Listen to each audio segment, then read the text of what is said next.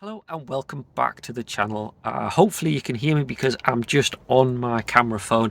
Typically I don't have my my GoPro this time, but what I'm doing is I'm working on my BMW Z3 because we've got a bit of a problem with the sills.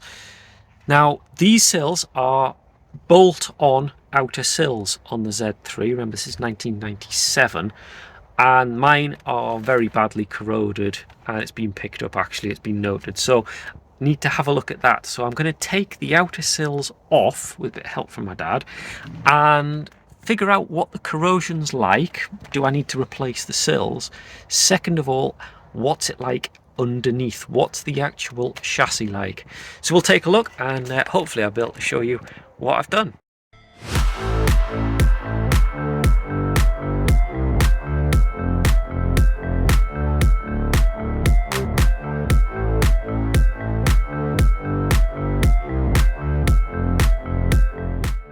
I thought I'd show you what the problem is. You can see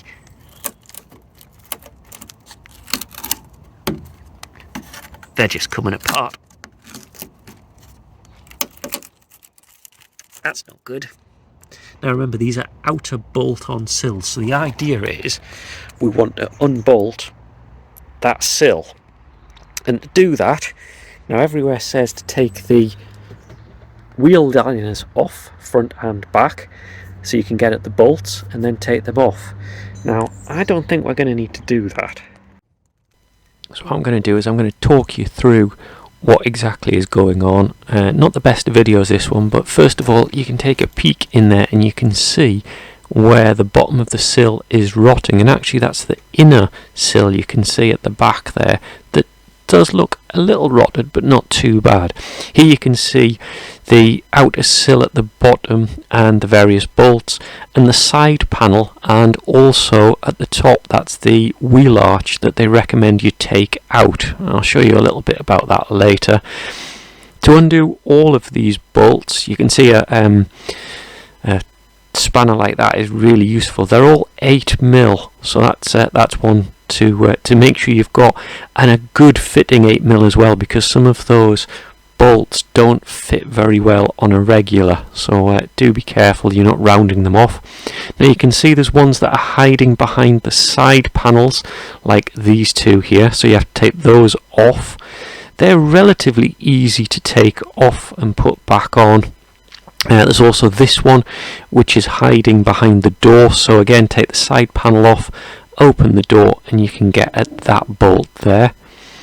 You can see there's the side panel removed. You can see it just kind of hangs on the top. I'll show you how it just kind of fits on in a second, and that's just held on by a couple of bolts that you get to from the top there. You can see them there, and it just kind of drops on and holds in place there, and then one inside the door again, so you open the door and you get at that bolt. You can see it hides behind just like that. Going underneath you can see a bit of the corrosion, but this piece here, that's where the jacking point goes. It's a plastic piece, and you can see those two plastic inserts I'm pointing at. Those are the Phillips screws that hold it in place, so fairly easy to take the jacking points off. But you'll see it's important too, because the jacking point actually goes over the outer sill as well as the main chassis, so you do need to take those off. Took us a few times to realise that and swap around between jacking the car up, taking the wheel off, putting it back on again, taking the jacking point off, and that kind of thing. So you do kind of do this a few times. Here you can see it with the wheel off, you can get in quite easily, and you can also see the damage there. Now there is one annoying little bolt hidden behind this rear panel. Now the camera didn't really get a picture of it, but I'll point to where it is in the middle of this rear panel, about there on the car.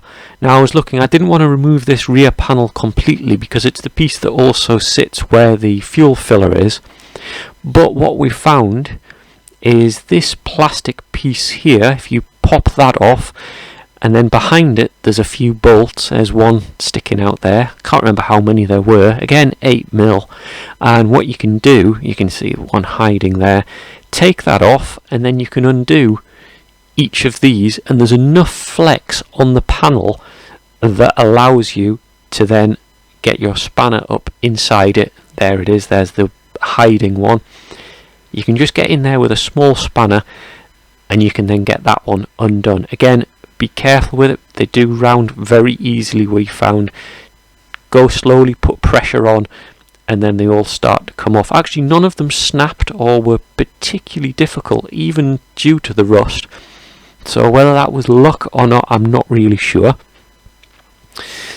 Take the rest of them all off now, and I think we've almost got them all ready to release, and then we can take the panel off. Again, you can see I'm still jacked up on the car jacking point, which is what's still holding the whole sill on the car, so we need to drop it down and swap it again.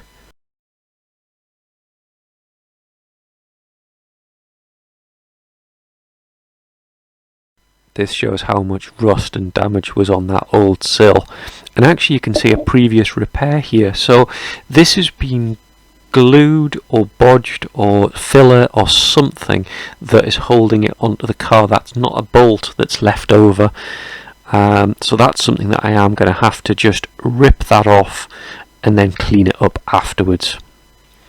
And now that I've got that off, you can actually take a look at what the chassis and the inner sill is like. Now you can see bits of surface rust on there. It actually looks worse than it is.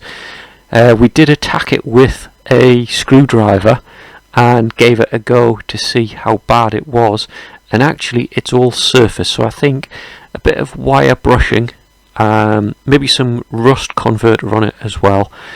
And one thing I did want to show you, on the other side we thought we'd try it with the wheel arch liner still in place. By undoing a couple of the bolts on the arch liner, not taking it out, we could actually get access. So there's a little tip for you if you're doing the same thing.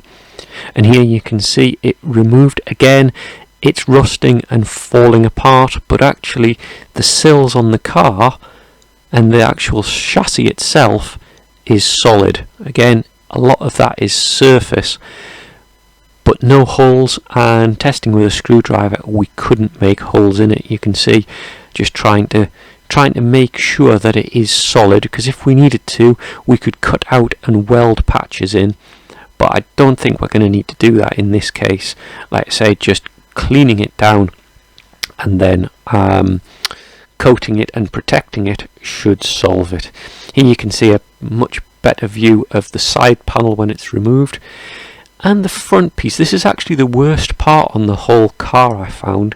That was starting to flake off and pull apart. You can see with a screwdriver it's starting to poke through, so that one does need a little bit of corrective action. What exactly I'm going to do with that one I'm not sure yet. Might weld a small panel in there just to finish it. And now on to the replacements. Now this is from an eBay listing that I found. These were used, and they're quite expensive for used. They're between £100 and £200 each for used, which seems very high, I thought, and they're not always in the best of conditions. So this is the one that was on sale on an eBay auction. You can see it's rusting away already, and really I wouldn't be wanting to put this on the car. I would be wanting to do corrective actions. The other option you've got is buying new from BMW, which you can do, and they're about £166 per sill, so that's another option if you want to go down that route. Just buy from local BMW parts. So I'm not quite sure what I'm going to do yet, whether I'm going to buy new or second hand, but at least I know that the main chassis of the car is intact, and it's not going to really need any welding apart from maybe that little front corner. So I hope this video has been useful to you. It's not been one of my regular videos, so hopefully it's still helped you out and taken you through what I've had to do to get my Z3 looking a bit better and making sure that those sills aren't damaged. If you do like the video, pop a like down below, stay subscribed, and I'll let you know in a future video what sills I've gone for and what it looks like after the work's done.